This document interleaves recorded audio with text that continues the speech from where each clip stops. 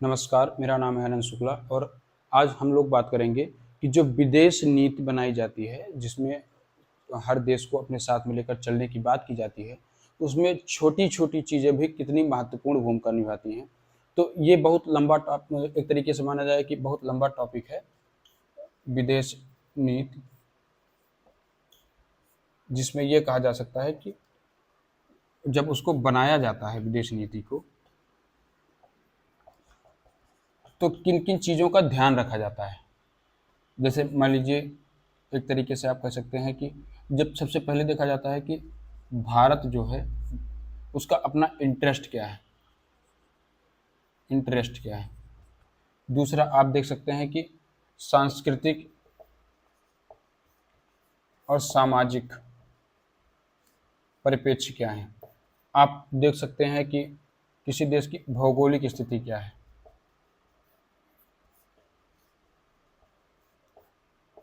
आप देख एक तरीके से आप मान सकते हैं खनिज।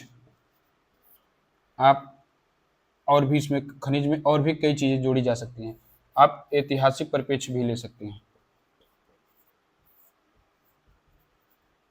सांस्कृतिक हो गया, सामाजिक हो गया, ऐतिहासिक हो गया।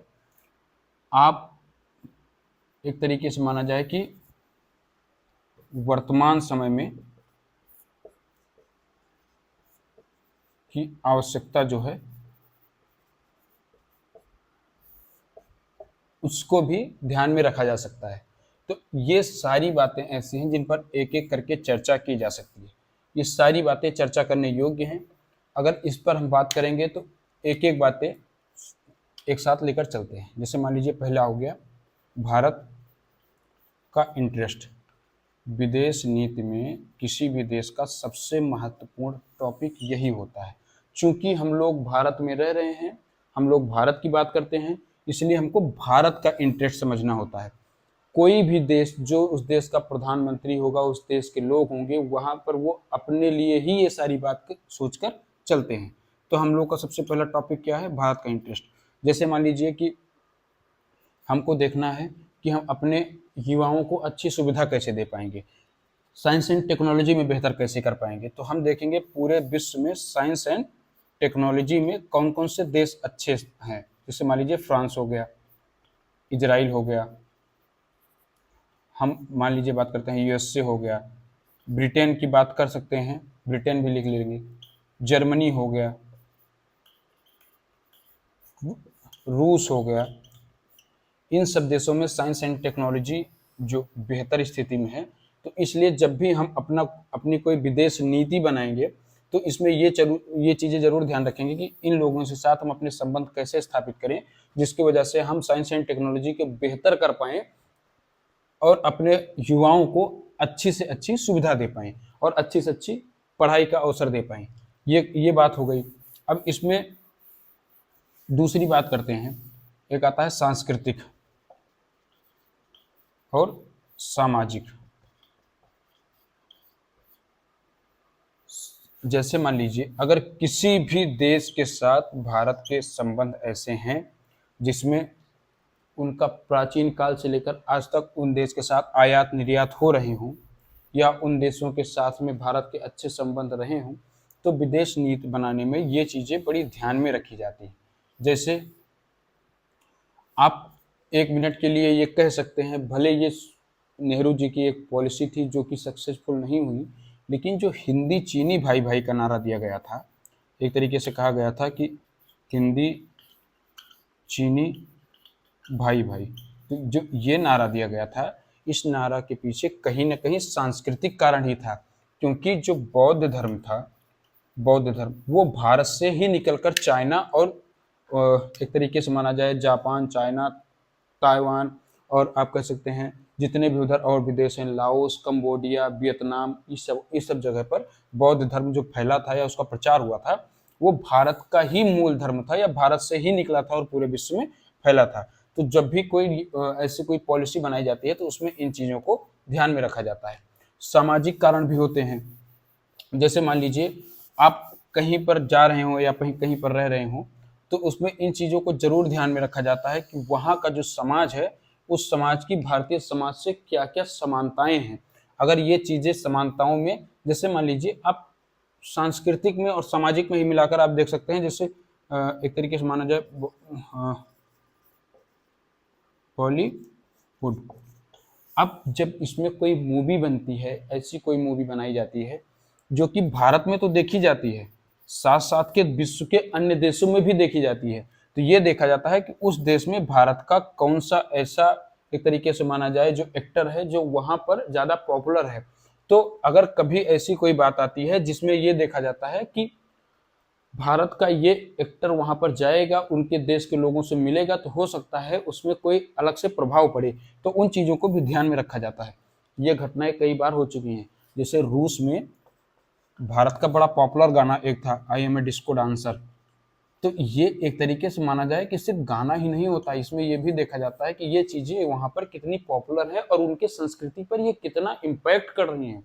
जैसे हॉलीवुड हो गया, हॉलीवुड में आप देखेंगे कि उनकी ज़्यादातर जो वेब सीरीज या मूवी होती हैं वो भारत में पॉपुलर होती हैं। तो मूवी या वेब सीरीज ही नहीं पॉपुलर होती हैं, उनके साथ वहाँ का रहना खाना, वहाँ की लाइफ, वहाँ का लैंग्वेज, वहाँ के तरीके, वहाँ के एक तरीके से माना जाए वो जितनी भी चीज़ें होती हैं वो भारत में उसी तरीके से ही आती हैं। तो ये चीज़ें जो भारत के सामाजिक प्रचार की बात होती है वो भी इसमें लिया जाता है।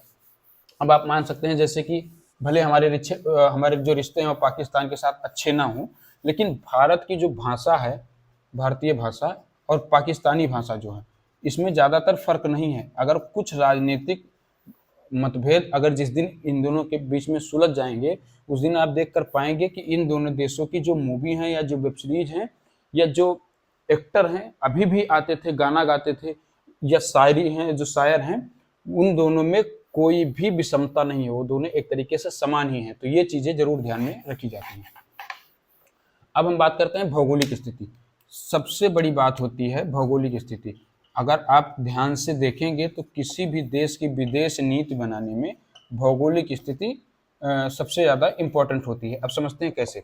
जैसे मान लीजिए आप कहीं पर किसी तरीके से, मान लीजिए जैसे ये हो गया भारत। अब भारत में हम देखेंगे कि जब विदेश नीति बना रहे हैं, तो जैसे मान लीजिए ये हो गया पाकिस्तान। अब भारत को ज़्यादातर दिक्कत पाकिस्तान से है, तो ये देखेंगे कि किस तरफ से भारत अपनी सिक्योरिटी ज़्यादा मजबूत करेगा या किस देश के साथ में उनके अपने संबंध ज़्यादा अच्छे करेगा जो भारत को ऐसी सुविधाएं दे सकें जिससे इन बॉर्डर को मजबूत किया जा सके। या इधर से चाइना हो गया, तो अब ये देखा जाएगा कि किस देश के साथ अपने संबंध अच्छे किए जा सकें, ताकि मान लीजिए जैसे अगर ये हिमालय हो गया ऐसे है, तो यहाँ पर चोटी पर जो हिमालय की चोटी हैं या पर्वत हैं, इनके ऊपर कुछ ऐसे रडार या सिस्टम लगाए जा सकें जिससे चाइना की गतिविधि और पाकिस्तान की गतिविधि पर नजर रखा जा सके। तो इसके लिए जिस देश के पास ये टेक्नोलॉजी बेहतर होगी, भारत उनसे अपने रिश्ते अच्छे और मजबूत करने की कोशिश करेगा। अब इसको ऐसे समझते हैं, जैसे मान लीजिए चाइना ने कोई एक अच्छा एक तरीके से मिसाइल बनाया जो भारत को हर जगह, मान लीजिए सबसे नीचे यहाँ पर भी वो हमला कर सकता है। तो जब भारत सोचेगा कि हमारे पास कोई ऐसा डिफेंस सिस्टम हो जाए जिसके लिए मैं चाइना को और पाकिस्तान दोनों को काउंटर कर सकूं, तो उसके लिए उसने लिया S-400। अब S-400 कहाँ से आया? वो आया रूस से। तो रूस के साथ भारत के अच्छे संबंध हैं। तो इन सब चीजों को देखने के बाद ही समझ में आता है कि किसी देश के साथ कैसे संबंध स्थापित करने हैं। अब इसके बाद में बात करते हैं हम लोग खनिज की। अब एक बात करते हैं खनिज की। आपको जानकर बड़ा आश्चर्य होगा कि विदेश नीति बनाने में जो खनिज होता है उसका सबसे बड़ा योगदान होता है। आप देख लीजिए जैसे पेट्रोल, रूस के साथ अच्छे रिश्ते इसीलिए हैं क्योंकि रूस भारत को कम दाम में, यूएसएसआर या रसिया जो है भारत को कम दाम में तेल देता है, इसीलिए भारत और रूस के रिश्ते अच्छे हैं बहुत दिनों से। और भी कई जगह है, लेकिन रूस को भारत से फायदा होता है क्योंकि बड़ी जनसंख्या है भारत के पास में, और रूस जितना तेल पूरे यूरोप में बेचेगा उतना तेल भारत अकेले ले सकता है। या भारत और चाइना, इंडिया और चाइना, ये दोनों अगर साथ आ जाएं तो पूरे विश्व की सबसे बड़ी मार्केट तो अपने पास ही है। तो इसीलिए रूस के साथ भारत के रिश्ते अच्छे हैं। और भी आप एक तरीके से देख सकते हैं, मान लीजिए एक पत्थर को, अब आप पत्थर का मतलब मन में सबसे पहले ये आता है कि चट्टान, लेकिन ऐसा नहीं है, चट्टान नहीं, और भी चीज होते हैं जैसे नमक। जैसे यूरेनियम। तो ये चीजें भी ये डिसाइड करती हैं कि भारत का रिश्ता किसी अन्य देशों के साथ में किस तरीके से होगा। जैसे मान लीजिए अगर किसी देश के पास यूरेनियम है और भारत को यूरेनियम की जरूरत है, तो मान लीजिए जैसे मैं अगर ऐसे बात करता हूँ एग्जाम्पल के तौर पर, मान लीजिए नॉर्थ कोरिया। अब नॉर्थ कोरिया के पास में अगर यूरेनियम है और भारत को यूरेनियम की जरूरत है, तो भारत डायरेक्ट या इनडायरेक्ट किसी न तरीके से इन लोगों से अपने रिश्ते खराब नहीं करेगा। भले इनके ऊपर अंतरराष्ट्रीय प्रेशर हो कितना भी, कि एक तरीके से माना जाए यूएन का प्रेशर हो कि भारत उनसे चीजें ना खरीदे या ना ले, लेकिन डायरेक्ट इनडायरेक्ट किसी तरीके से नॉर्थ कोरिया से अपने रिश्ते अच्छे रखने की कोशिश करेगा। या नमक, भारत का नमक ज्यादा अफगानिस्तान से आता है, जो एक तरीके से माना जाए अपने यहाँ होता है पिंक सॉल्ट जिसे कहते हैं, वो जो आता है जो अपने यहाँ व्रत में खाया जाता है, वो अफगानिस्तान से आता है। और उसको उसके लिए भी एक तरीके से माना जाए कि भारत को उनके ऊपर निर्भर, या भारत में भी पाया जाता है लेकिन अफगानिस्तान से ज्यादा इंपोर्ट किया जाता है। तो इन सब चीजों के लिए भी अच्छे रिश्ते होना जरूरी है, और ये सब चीजें भी डिसाइड करते हैं कि किसी देश के साथ हमारे रिश्ते किस प्रकार हैं। और ऐतिहासिक कारण भी होते हैं। जैसे मान लीजिए आज की राजनीतिक गतिविधि को छोड़ दिया जाए तो भारत, पाकिस्तान, अफगानिस्तान, नेपाल, भूटान, एक तरीके से माना जाए भूटान, और जो और भी जैसे वर्मा हो गया, तो ये सब मिलाकर श्रीलंका, ये सब मिलाकर एक ही हैं। तो अगर कभी ऐसी कोई बात आती है कि पूरा विश्व अपने ऐतिहासिक विरासत की तरफ बढ़ने लगता है, तो ये सब लोग भी संगठन बनाकर एक साथ आ सकते हैं। भले अभी आपस में मतभेद हो रहा हो, लेकिन ये मतभेद समाप्त हो सकता है और ये लोग आपस में आ सकते हैं। तो इसलिए कहा जाता है कि अपने इतिहास को नहीं भूलना चाहिए। कभी भी किसी भी चीज की जरूरत पड़ सकती है विदेश नीति बनाने में। मान लीजिए कल को ऐसा हो गया कि भारत का जो मूल है, मूल मूल का मतलब हो गया कि जिसमें सारे देश आ जाएं, अफगानिस्तान, पाकिस्तान, इंडिया, नेपाल, भूटान, वर्मा, वर्मा को अगर हम अलग भी कर दें ब्रीड के हिसाब से, और श्रीलंका, तो ये सब देश जो है वो मूलतः एक ही प्रकार के हैं। तो इनके जो लोग भी पाए जाते हैं वो मूलतः एक ही तरीके के होते हैं। तो ये कहा जाएगा कि कल को अगर जरूरत पड़ी तो ये सब लोग एक साथ आकर खड़े हो सकते हैं। तो इन सब चीजों को भी ध्यान में रखा जाता है कि किसी से रिश्ते उतने खराब नहीं कर लेने चाहिए ताकि कल को एक साथ आना पड़े तो परेशानी हो जाए। वर्तमान समय को भी बात कर लेते हैं। वर्तमान समय, अब वर्तमान समय कई परिप्रेक्ष्य हो सकता है। जैसे मान लीजिए अगर आप एक तरीके से माना जाए अंतर्राष्ट्रीय यूएन या यूएस प्लस, ये देश अगर चाहते हैं कि आपको किससे रिश्ते अच्छे रखने हैं, किससे बेकार रखने हैं, किससे बात नहीं करनी है, या किनसे सामान खरीदना है या नहीं खरीदना है, तो इनको और अपना, जैसे मान लीजिए इंडिया और इधर मान लीजिए रूस या यूएसएसआर या रूस, रशिया लिखते हैं ज़्यादा बेहतर होगा, तो रशिया। अब ये देखा जाएगा कि हमको इनकी बात भी मानना है और इनको अपने साथ में लेकर चलना है। तो कोई न्यूट्रल पॉलिसी बनाई जाए जिनसे इन दोनों को साथ में ही मैनेज किया जा सके। तो इसीलिए देखेंगे 1947 के समय पर जब भारत आज़ाद हुआ था, उसके बाद 1955 में एक न्यू पड़ी थी जिसको कहा गया था नैम या नॉन अलाइंग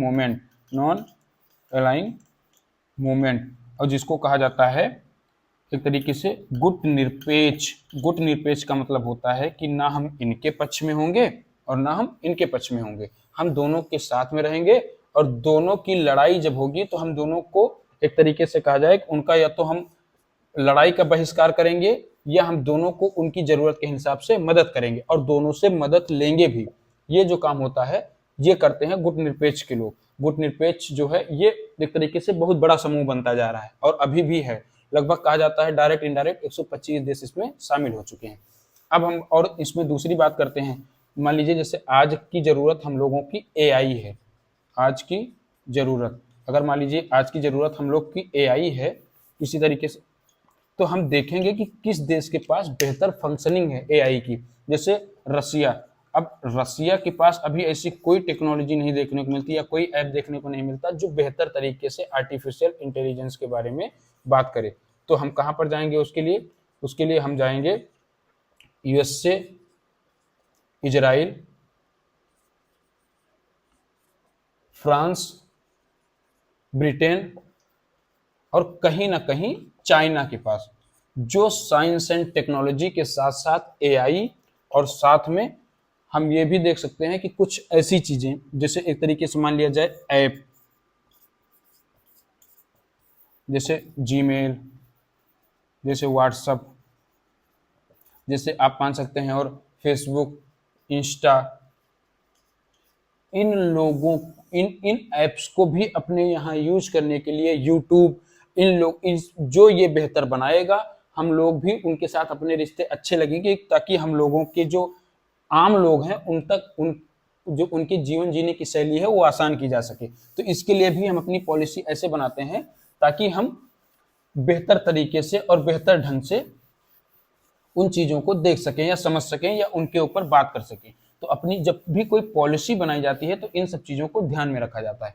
अब हम कुछ ऐसी भी बात करते हैं, जैसे 1 मिनट के लिए आप समझने की कोशिश कीजिए कि मान लीजिए अभी हम उतने सक्षम नहीं हुए हैं कि भारतीय मेड, या एक तरीके से माना जाए कि इंडियन, या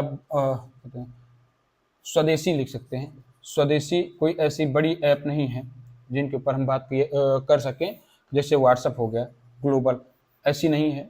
लेकिन अमेरिका वाले क्या करते हैं, इनको भारत में चलाते हैं, और इसके लिए भारत की जो अपनी पॉलिसी है ये तो बना के रखते हैं, और साथ में व्हाट्सएप की जो पॉलिसी है उसको भी मानना पड़ता है। तो इन दोनों के बीच में जो कॉम्बिनेशन होता है हमेशा वो बनाया जाता है ताकि दोनों लोग साथ में चलते रहें। रूस ने क्या किया, रूस में जब युद्ध हो रहा था यूक्रेन के साथ में, रूस वर्सेस यूक्रेन जब युद्ध हो रहा था, तो यूएसए ने क्या किया, रसिया में अपने जो जितने भी ऐप हैं, जैसे माइक्रोसॉफ्ट हो गया, जैसे व्हाट्सएप हो गया, फेसबुक हो गया, इंस्टा हो गया, इनको वहां पर बैन कर दिया।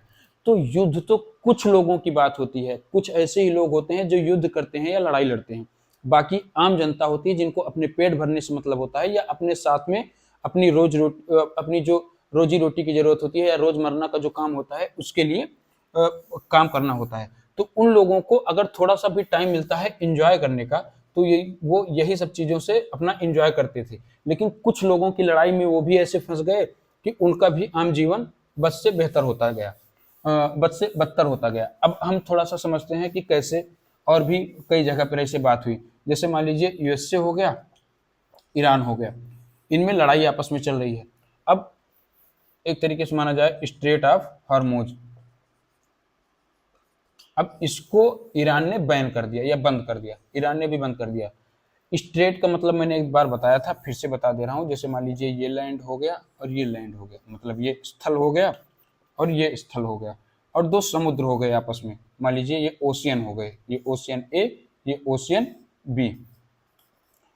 तो क्या करता है, इन दोनों को अलग करता है और इन दोनों को आपस में जोड़ देता है। ये इतना पानी का जगह हो गया जो इन दोनों को आपस में जोड़ दिया है और इन दोनों को अलग कर दिया है, तो इसको क्या जाता है स्ट्रेट।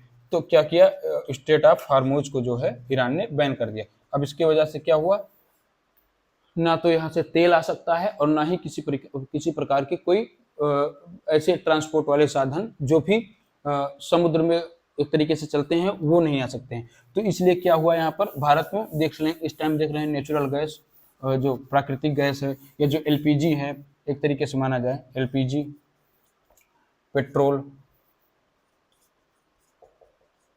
ये सब लगातार महंगे होते चले गए।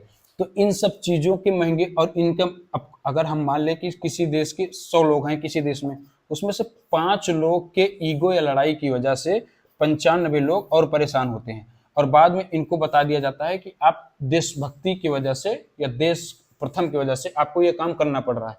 तो आम आदमी जो होता है उनको ये मानना पड़ता है या उनको बताया जाता है कि देश ही प्रथम होता है, ये उनके वैल्यू हो जाते हैं या ये उनके मूल्य हो जाते हैं। तो ये लोग भी ये बात मानने लगते हैं और इसीलिए आपस में ये लोग लड़ते हैं और परेशान रहते हैं।